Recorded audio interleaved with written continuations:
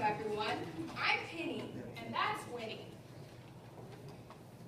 Tonight, it is our pleasure to present to you another stirring tale of yesteryear, a time when a hero was truly a good guy who lived by a code of honor, and the bad guy received his just desserts. Our story begins in an old northwest Montana logging camp just south of the Canadian border. Now remember, it is a genuine melodrama with heroines, heroes, and villains. Audience participation is very important to our players, and we'll be expecting plenty of it from y'all out there. So before we begin, let us practice a little awing.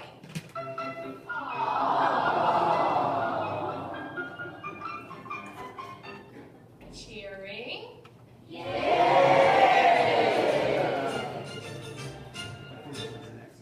And booing.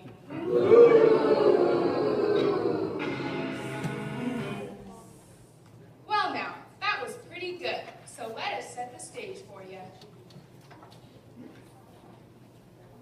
You are about to enter the Timber Mountain Lodging Camp, where you will find Nell Cattell and her sister, Belle. You will see that the Cattells, Mom, Pa, Nell, and Belle, were traveling by wagon to the north, seeking a new life in the Northwest Timberland. The girls were alone on the last wagon train when their team of horses suddenly spooked and ran off into the trees. Well, they had a little help from Dell's favorite slingshot. And now, for your enjoyment, the quandary of Nell Cattell, or oh no, they forgot to yell timber!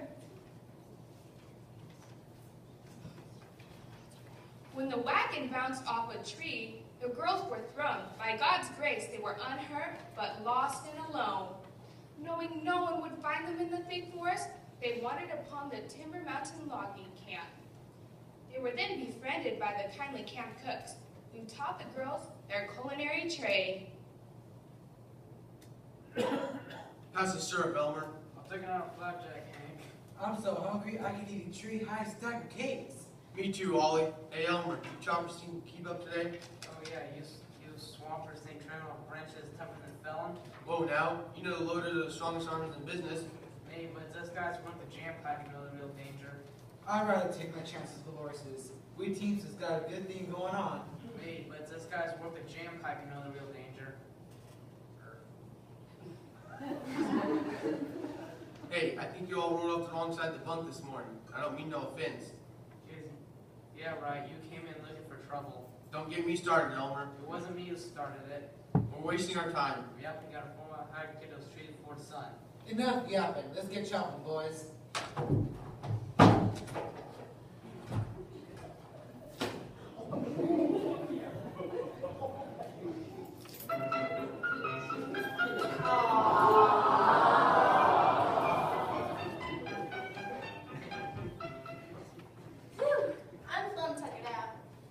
Me too, Belle.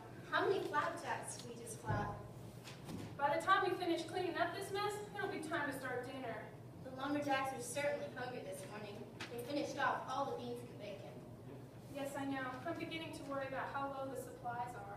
If ever that new sawmill boss shows up, we can tell it. Well, I guess we'll just have to make do until then, the best we can. I wish Mom and Pa would find us. When the horses spooked and we couldn't stop them, I thought we were goners. Well, what do you expect after pelting them with your slingshot? Well, they were just plugging along. Dell, you told us it was an accident. How did I know they'd spook like that? Oh, Belle. Let's just thank God Sourdough and Cookie found us when they did. If it wasn't for their kindness, I don't know what would have happened to us. But now that Sourdough and Cookie have gone and disappeared, what will become of us? I really don't know, Belle. Just remember what we've been taught. I remember. God's got everything in control. I sure hope so. It's a good thing Sourdough and Cookie taught us how to cook for the lumberjacks. Let's just hope the new boss will be bringing us some supplies. I miss them. Ain't it strange they disappeared right before the new sawmill boss showed up? Well, I guess it's a little strange. Nevertheless, we better pray that we can earn our keep with this new boss until Ma and Pa find us. Do you think Mom and Pa will ever find us? It's been ever so long. Oh, Belle, of course they will. So don't give up. Well, I hope they come soon, because this sure is hard work. Dear Lord, we could sure use some help.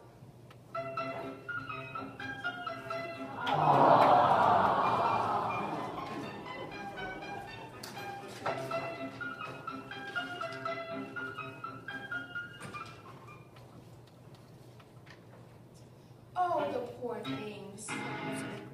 Too bad things are going to get from bad to worse.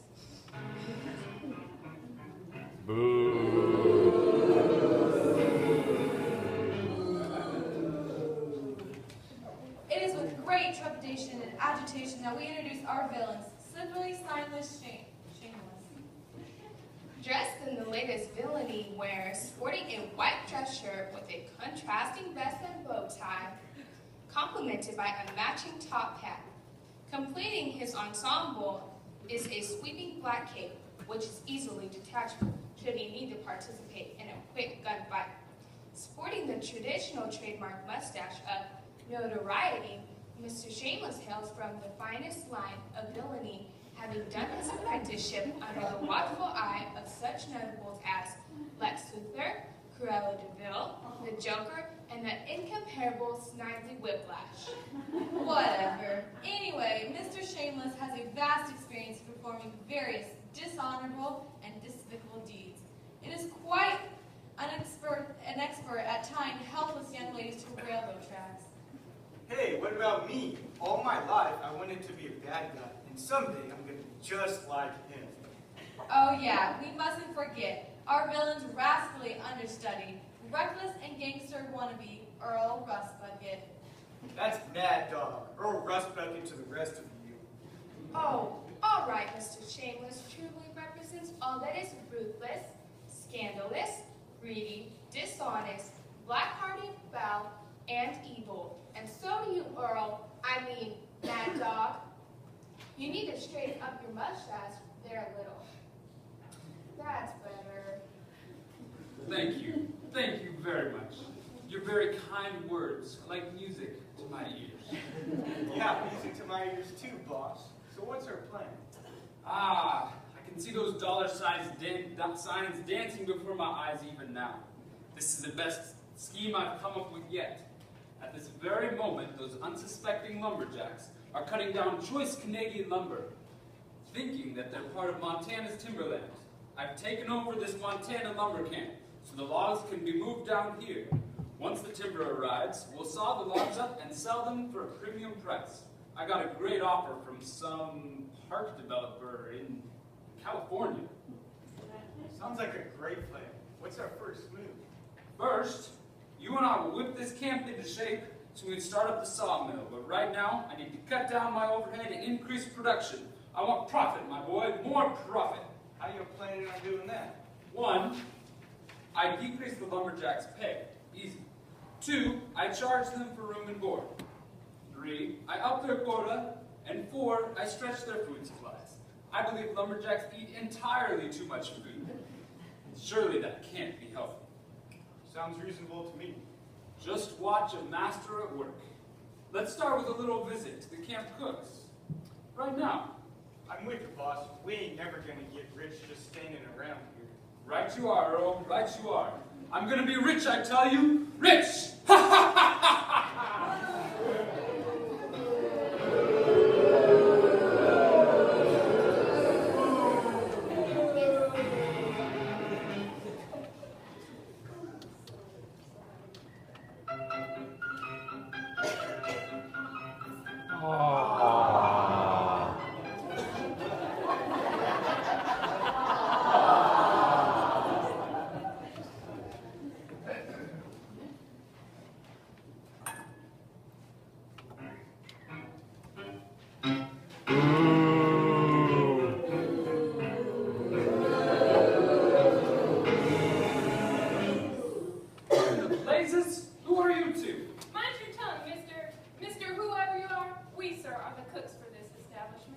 Women? Cooks for a lumberjack camp? We can cook.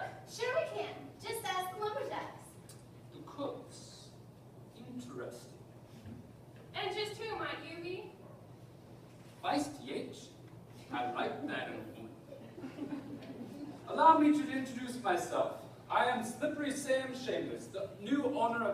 logging camp and sawmill. So you're the new boss. Oh, and I almost forgot. My new associate, Earl Rustbucket, that's it. Yeah, Mad Dog Rust Bucket, billing and training of you. Now then, miss, I don't believe I got your name. I'm Nell, and this is my sister, Belle Cattell. Did you happen to bring us some supplies? Well, that is precisely the reason we are here. You see, Miss Cattell, as I was about to say, things are going to be run a little bit differently around here. Yeah, different. I've got a few changes listed here, and I expect them to be implemented immediately.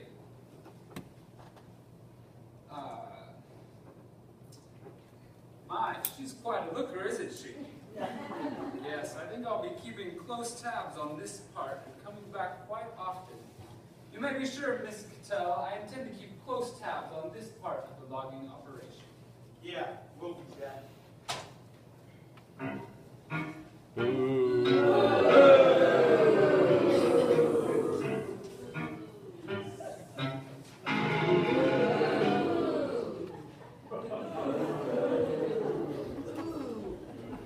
In an effort to cut overhead, the following measures are to be implemented. The same coffee grains are to be reused for a minimum of 1 week. Nasty. From now on, all flapjacks and biscuits are to contain 1 part flour and 2 parts sawdust. Talk about increasing your fiber intake. For the flume to operate efficiently, it is necessary to conserve water. Therefore, dishes are to be washed only once at the end of each day. Hey, that sounds reasonable. Doesn't sound bad to me at all. Belle. Well, it doesn't, you know. Oh dear. Clearing timber is so dangerous already, and the lumberjacks must keep up their strength to do a good job. These men will surely become weak with hunger. Why, they won't even have enough energy to yell timber. I wonder what Martha Stewart would do in a fix like this. That Mr. Shameless can't possibly be serious. We can't do this. But then, what choice do we have? If we don't do what he says, He might send us back where the timber wolves are.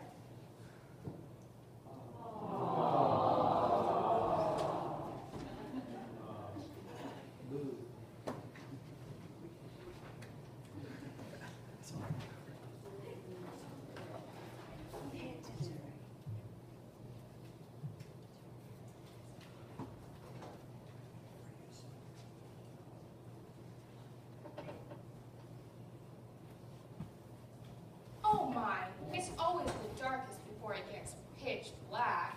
I'll say, that's some low-down plan. Can you believe he said to put sawdust in the pancake batter? It gets worse. It seems Mr. Shameless has taken a liking to Nell. Ew.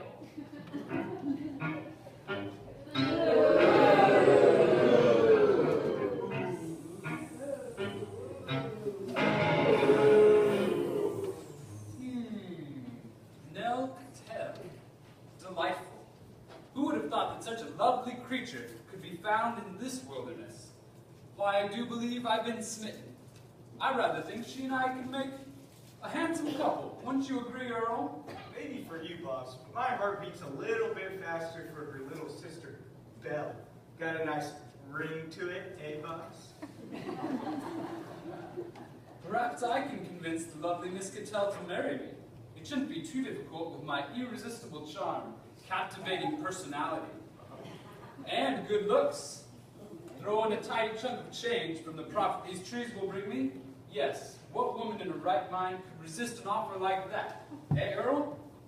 Yeah, I gotta hand it to you. You're a real mastermind. And you're brought to the court, that's what you are. Can't you see why he's my hero? Right you are, Earl. Now you stand watch while I check on the sawmill and try out my fancy new saw. Remember, we don't want to be surprised by any unwelcome guest. In particular, anyone wearing a badge.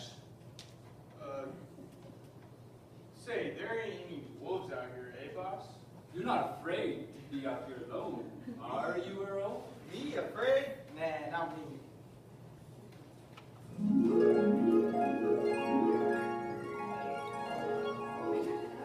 You should be ashamed of yourself.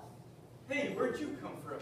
Earl Rustbucket, my name is Harmonica, and a message from God I have for thee. So, 'tis a bad man you're wanting to be? Well, Eddie, no good will come from it, I say, unless you change your way, you shrimp. grain and hay. Heed me well, lad. There is no reward for being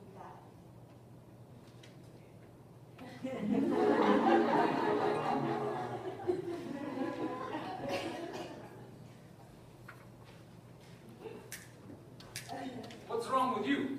I think I've been touched by an angel. You've been touched, all right. Touched in the head. But I did see some... Oh, you're probably right. It was just my imagination.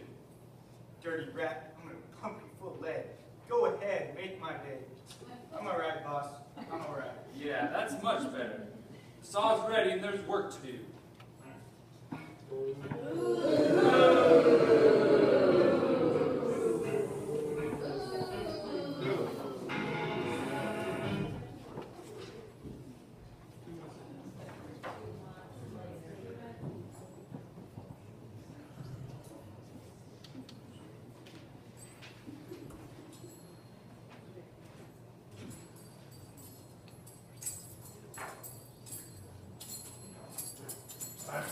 Holy Moses! You courier scared the living daylights out of me. I dare say, man. You never caused me to have a coronary. I don't know about that, but you could have had a heart attack. I believe that's what I just said. Well, folks, we'd like you to meet our two most capable, good-looking, charming, brave, and bright. Beg your pardon, ma'am. Have you seen my badge? You have your vest on inside out. Oh, much obliged. Now then, as I was saying, daring and bold, forthright and noble, and matchless in fearlessness, the heroes of our story, Royal Canadian Mountie, dauntlessly courageous, maintainer of the right, and daring upholder of the Canadian law and order, Dudley Do-Right. And the gallant, intrepid, stout-hearted Texas Ranger and no stranger to danger, Zeke Flinchless.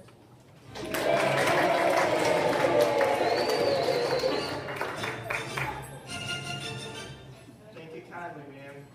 Say, Doug, those are some mighty stiff and threads you got on there. Mind telling me why you're snooping around this here side of the border? The name's Dudley. And if you don't mind, and I am not, as you say, snooping around. I am investigating an anonymous tip that someone is pilfering Canadian timber. Pilfering, did you say? Yes, pilfering. To quote Webster, misappropriating, acquiring dishonestly, plundering, burglarizing, stealing. Oh, now I got you. Why didn't you say stealing in the first place? At any rate, the suspect is stealing trees from our side of the border and floating the logs across the border to a sawmill on this side. So you're saying Using a flume. A flume? What's a flume? You are not the sharpest knife in the drawer, are you, see? A flume is a water-filled metal apparatus used to move logs downhill. So some sidewinders filling logs from Canada down to here? I believe that's what I just said. At any rate, the same fellow is responsible for moving the timber through this logging camp is selling it at a great personal gain to some amusement park developer in California. Might I inquire as to the explanation of your presence in this location? I don't rather know that answer. I'll tell you why I'm here. I'm chasing wood in Texas. Any idea as to who your unsavory foreman might be? I'm not sure who that is, but the guy I'm after goes by the name of Slippery Sam Shameless. Slippery Sam Shameless? Do you mean Slippery Sam Shameless? Is there an echo around here? That's what I just said. And you know what? I hear he doesn't work alone. You mean he has an accomplice? Nope. I mean he's in cahoots with another desperado.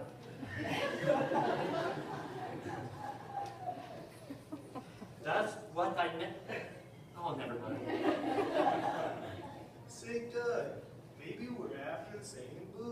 contractor. That's Dudley. Dudley.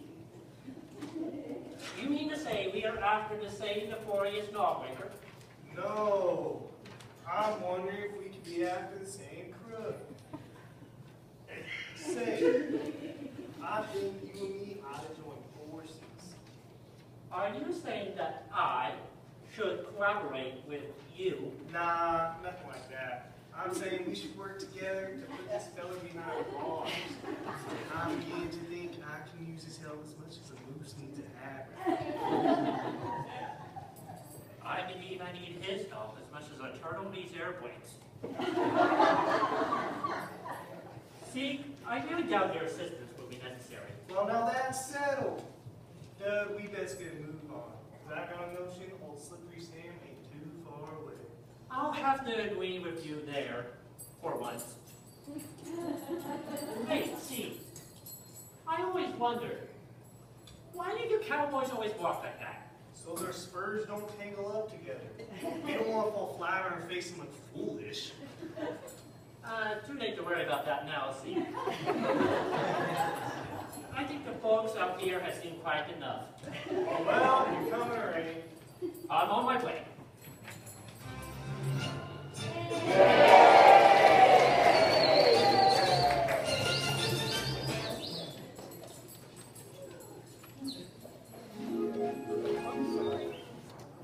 Davy Crockett, king of the wild frontier.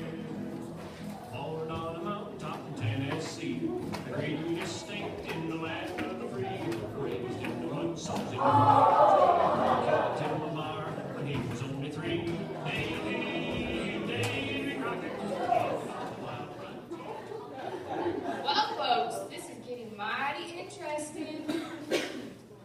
But things have been real easy on our heroines, as you will soon see. Well, I'll be. Is that Paul? Paul Bunyan? In the flesh. Why, you look like a man on a mission. Why, yes I am. I got an axe to grind with the boss of this here camp. He tried to use sawdust batter on my giant flapjack grill. I figure I'd pay him a visit. I got a rule about such. What might that be? Make sure you're right, then go ahead. Hey, thanks, Davey. Them mighty good words of wisdom. Where are you headed? On the way back to Texas. I hear there's trouble coming. Sounds like you headed in the right direction then. Yep. Well, give your old Bev a scratch behind his ears somewhere, will ya? Sure thing. Davy Crockett, king of the wild born on a mountaintop in Tennessee.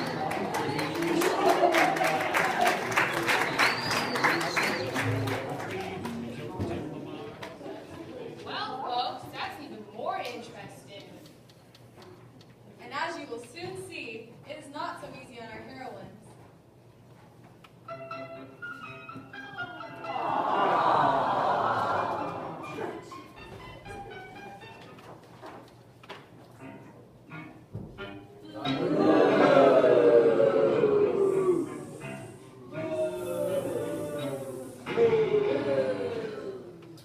Well, good morning to you, Miss Nell. You're looking mighty lovely this day. I'll have you know, it is far from being a good morning, Mr. Shameless. Why so formal? I would think that by now you might consider us more than just casual acquaintances. You know, Brad, things just haven't been the same since you took over this logging camp. The lumberjacks used to come home singing, even after a long day's work in the forest. Now they're too hungry to do anything more than grumble and growl. You raise the quota of trees to cut, charge them 2 bits a day for room and board, and cut their food rations. You're not treating these men fair. You rat! Ever since you've been running that sawmill, they're too tired to yell timber. We need food supplies, and we need them now. Oh my, Earl. You must remind me to remedy this terrible oversight. Right, boss. So, now, how about changing this conversation to a more pleasant subject, shall we? You know, Nell, I've grown mighty fond of you over these past few weeks, and my hope is that you too have grown in affection towards me. Say what? All right, then. Let's face some cold, hard facts. Your folks have most certainly given up their search for you by now. And surely you don't intend to spend the rest of your life feeding flapjacks to a bunch of weak-minded loggers, do you now? Marry me and I'll take you far away from this uncivilized wilderness. We'll live in grand style. Silk gowns, we'll dine out every night. Glazed ham, buttered yams, boysenberry pie, coffee lattes. Every lazy afternoon, you'll have servants to grant your every wish. You'll never wash another cast iron pot and never flap another flapjack. Hmm? Come on now. No, Belle. Now. If you'll excuse me for a minute, Mr.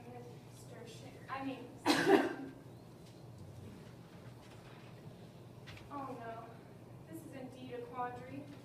He is rather handsome after all. And what girl wouldn't want to live in grand style and have servants at her beck and call? And satin gowns and cafe lattes? And I do have dishpan hands. And I'm sick and tired of flapping flapjacks. Snap out of it now. Look, no, are you out of your mind? I can't believe you'd even consider the likes of him. Ever. I suppose you're right. You betcha I'm right. And even if what he says about Mom and Pa is true, God's got to have that perfect fella out there somewhere, and he'll show up right at the right time. Yes, I could use a knight in shining armor right about now. Well said, Mr. Shameless. I've given it some serious thought, and my answer is no. You can't be serious. I have so much to offer. My wealth, my charm, my wit, and my striking good looks. How can you resist? Well, I can, and I do, so there. Yeah, there's the door, and you belong on the other side of it. I'll just give you two a little more time to reconsider. Let's go, Earl. Yeah, we'll be back.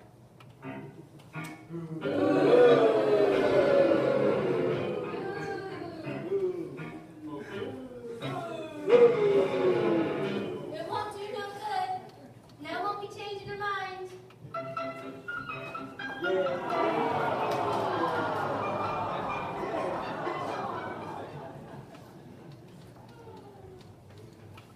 Oh, Pecos Bill's white cowboy down in Texas. Why, he's the Western Superman to say the least. He was the roughest, toughest critter, never known to be a quitter, 'cause he never had no fear of man or beast. So you be a hey, Or howdy. Who are you, stranger? I can draw faster, shoot straighter, and ride the... I can ride harder than any man alive. Well, you got a name, don't you? I'm the best. I'm the shortest cowboy that ever rode the north, south, east, west of the Rio Grande. I'm Pecos Bill. Well, Mr. Pecos Bill, looks to me like you're a little lost. I ain't lost, stranger. You see, I lost my horse, Widowmaker. Sent me out in the stone from Texas, from my ranch. You look a little hungry. Would you like an apple? I always have extra. Why, that's mighty neighborly of you, Mr.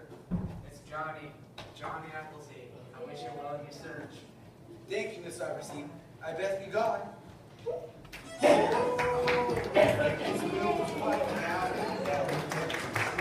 Why, he's the Western Superman to say the least.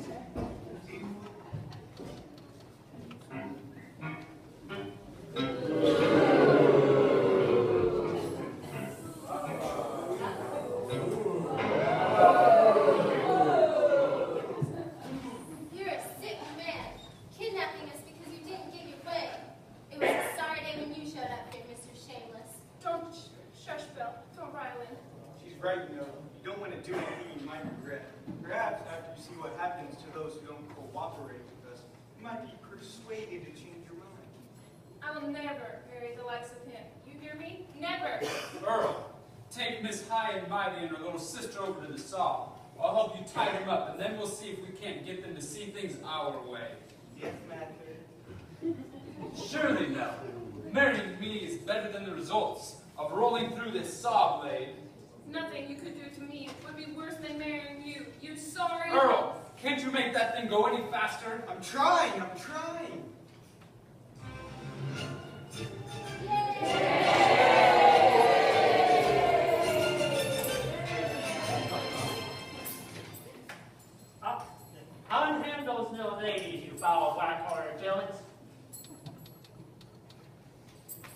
Well, scrap, the place is crawling with coppers. Reach for the sky, partner. Y'all never take me alive. Will you just put a lid on it, Earl?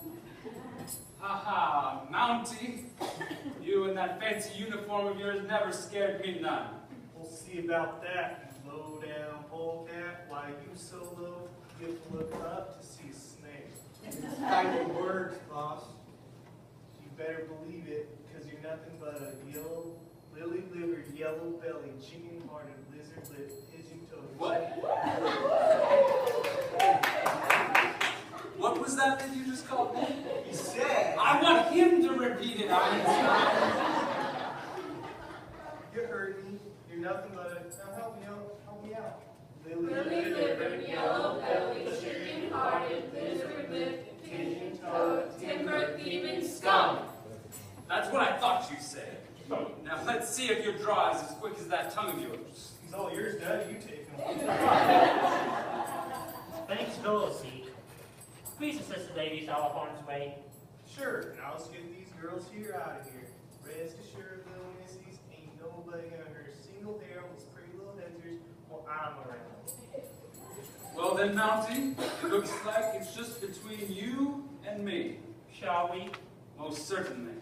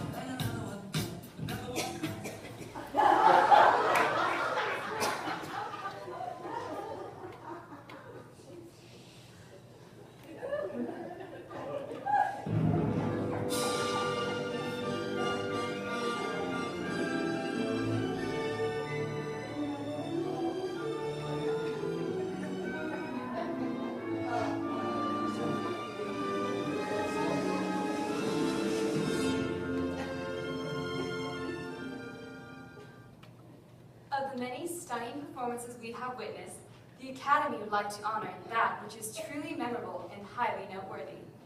The envelope, please. And the Oscar goes to Slippery Sam Shameless for his dramatic death scene in The Quandary of Nell Cattell.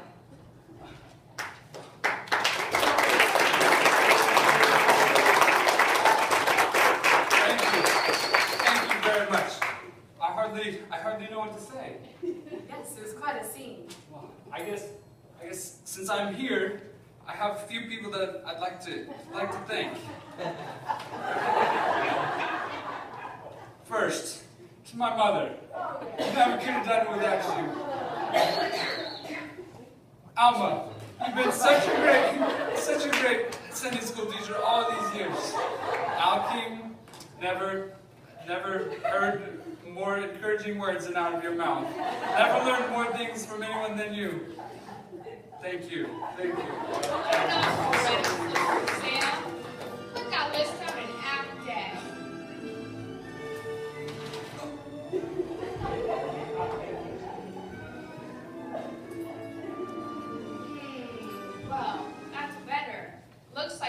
of villainy are over for Slippery Sam Shameless.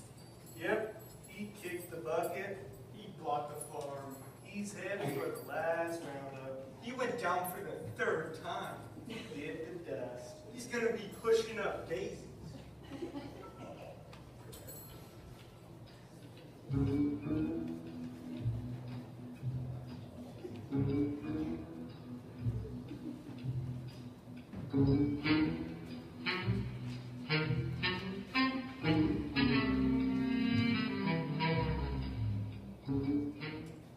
I'm sorry to inform you, this man will not be pushing up daisies, for he is dead.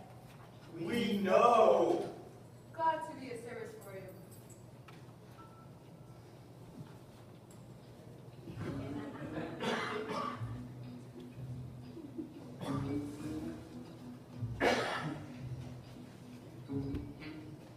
Well, folks, that destiny was worth the price of your ticket tonight, don't you think? But I thought no one ever dies in our place. Say you're right, Winnie. Just let me check.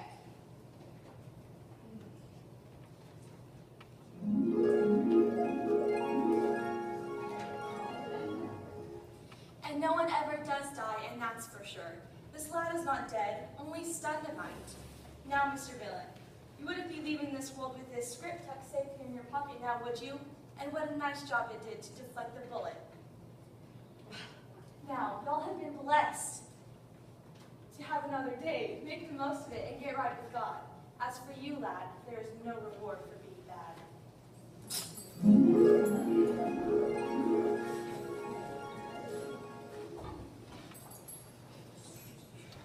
Slippery Sam Shameless, I charge you with plundering Canadian timber. He means you can steal it. Cheating honest men their just wages, and harassing young defenseless ladies. Restrain them, Steve, and I'll take them to headquarters. Do you think I should tie him up too? Yes, Steve, that's what I meant to say.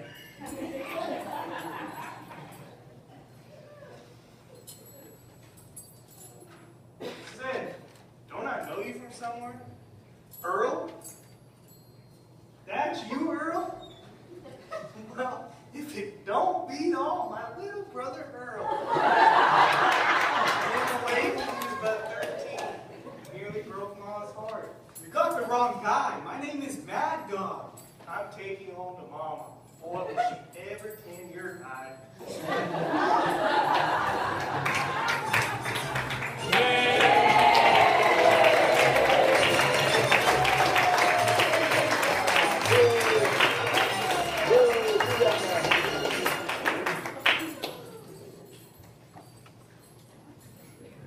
Did we miss anything? I'll say you did.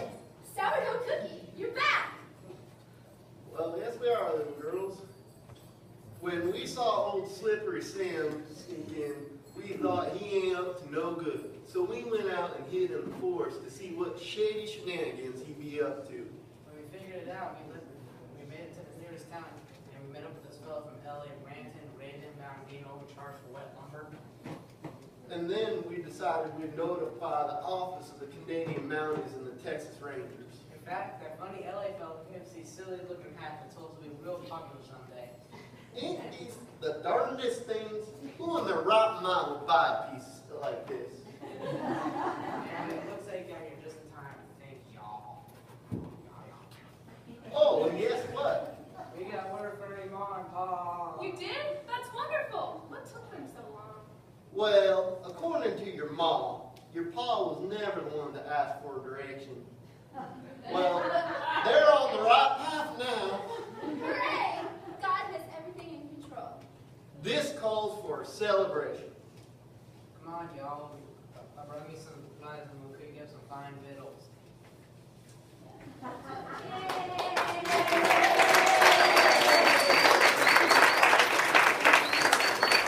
can I ever thank you enough, Mr. Dudley? You all right, sir? Well, Miss Nell, as a loyal Canadian Mountie, that dangerously courageous, maintainer of the right, and daring upholder of Canadian law and order, I was just doing my job. And as you all know, a Mountie always gets his man. I do hope Mom and Pa won't be in too much of a hurry to get back.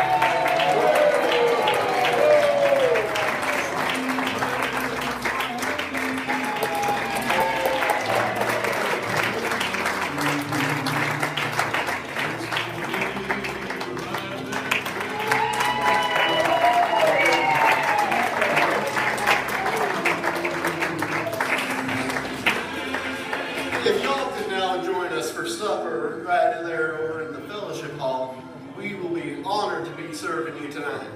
And I'd also like to pray for our supper real quick, if that'd be all right. Dear Lord, thank you for today. Thanks for letting us just all be here and have this awesome time. Help us to live our lives for you. Bless this food to our body. In your name, amen.